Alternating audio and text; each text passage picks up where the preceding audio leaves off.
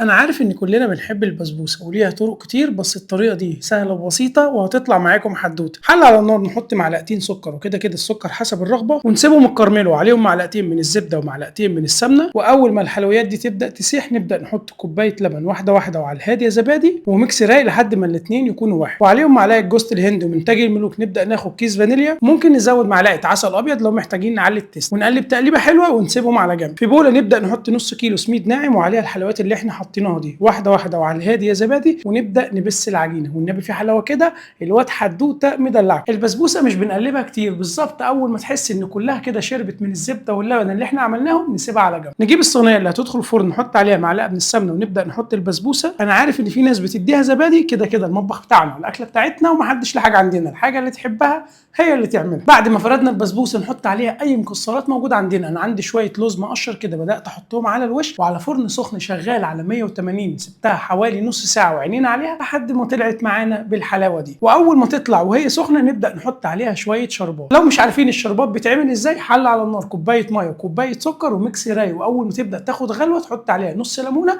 ومعلقه سمنه وتسيبها على جنب. وكده نكون عملنا الشربات والبسبوسه. حلقه سهله وبسيطه، حط عليها بس حته قشطه كده من على الوش وشويه فستق. كل وادعي لي، اعمل سيف للحلقه دي، تاكد انك عامل لي فولو على الانستجرام. سلام.